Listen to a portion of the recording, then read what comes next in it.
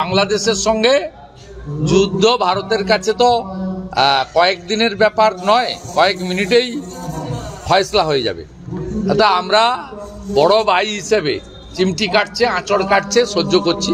এটা ইউনূসের উস্কানি, উনি যুদ্ধ লাগাতে চান, কারণ উনি ইতিমধ্যে জনসমর্থন খুইয়েছেন, ভ্যাট চাপিয়েছেন, প্রত্যেক দিন মানুষ খুন হচ্ছে, বর্বরচিত ঘটনা হচ্ছে। আজকেও একটা পুলিশ মহিলা কর্মীর ঝুলন্ত লাশ থানার মধ্যে পাওয়া গেছে, হিন্দু।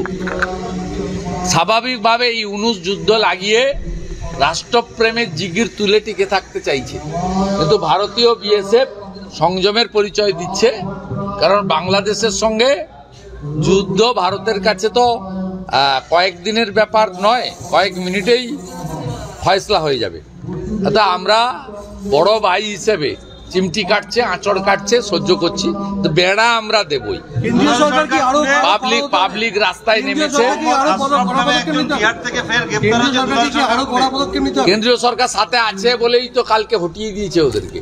পাবলিক সাপোর্ট করছে, কোচবিহারেই বলুন, জলপাইগুড়িতেই বলুন, মালদাতেই বলুন, সর্বত্র জনগণ এগিয়ে এসছে। ভারতীয় জনগণ ভারত মাতা কি জয় বলছে, জয় শ্রীরাম বলছে, এবং কাঁটাতারের বেড়া দেওয়ার কাজে তারা হাত লাগিয়ে। সীমান্তে শাসক দলের যারা মদতপুষ্ট চোরাকারবিরা তাদের কিভাবে নিয়ন্ত্রণ করা সম্ভব? শাসক দলের মদতপুষ্ট যে সমস্ত চোরাকারবিরা আছে তাদের কিভাবে চাইলে নিশ্চিতভাবে করা যায়। সেক্ষেত্রে রাজ্য পুলিশ তার সহযোগিতা দরকার, যে সহযোগিতাটা ত্রিপুরা, আসাম, মেঘালয়, মিজোরামের সরকার করছে বিএসএফকে বা কেন্দ্রীয় এজেন্সিকে, পশ্চিমবঙ্গে সেই সহযোগিতা পাওয়া যাচ্ছে না। কারণ এরা রোহিঙ্গা মুসলমান, এদের জাল আধার কার্ড, ভোটার লিস্টে নাম তুলছে। আনসারুল বাংলার সাদ শেখ, তিনি দুবার তৃণমূলকে ভোট দিয়ে দিয়েছেন মুর্শিদাবাদে, যে জঙ্গি ধরা পড়েছে। তাই এখানে একটি এমন সরকার দরকার, যে সরকার জঙ্গিবাদ নির্মূল করতে কেন্দ্রের সঙ্গে হাতে হাত মিলিয়ে কাজ করবে। সে সুযোগ আসছে, 12-14 মাসের মধ্যে আসছে। বাংলার লোককে ঠিক করতে হবে যে তারা জঙ্গিদের নিয়ে, তারা বিষাক্ত সাপকে নিয়ে রাত্রি যাপন করবে না বিষাক্ত সাপকে একদম খতম করে নষ্ট করে দেবে। ধর্মীয় কারণে উৎপীড়িত হওয়া বাংলাদেশের হিন্দুদের, বুদ্ধিস্টদের শরণার্থী হিসাবে মর্যাদা দেবে, বাড়ি করে দেবে, জলের ব্যবস্থা করবে, কাজের ব্যবস্থা করবে, 3 বেলা খাওয়ার ব্যবস্থা করবে, চিকিৎসা করবে।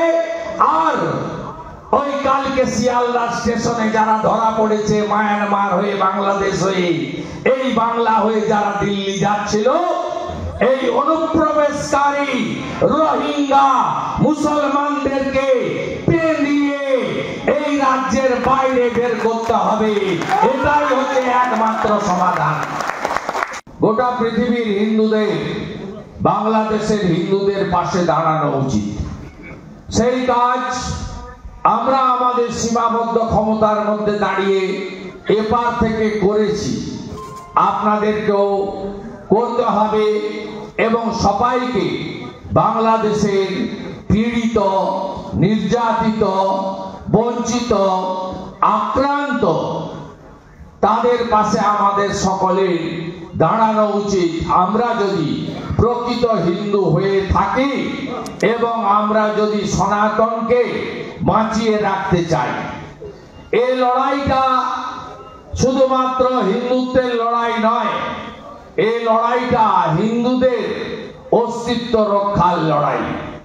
আমরা শুধু বাংলাদেশ কেন, এপার বাংলায় আমরা কেমন আছি, এপার বাংলায় আমরা হিন্দুরা বিপন্ন।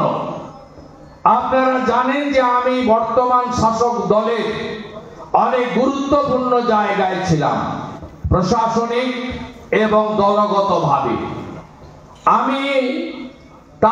তারা আমাকে তাড়ায়নি, আমাকে তারা ধরে রাখার চেষ্টা করেছেন শেষ দিন পর্যন্ত, 1 ডিসেম্বর 2020 পর্যন্ত। আমি ওই দলকে পরিত্যাগ করেছি। তার মধ্যে অন্য কারণগুলির মধ্যে সবচেয়ে বড় কারণ যেটি ছিল, সেটা হচ্ছে অ্যাপিজমেন্ট, তুষ্টিকরণ, তোষণের রাজনীতির বিরোধিতা করার জন্য।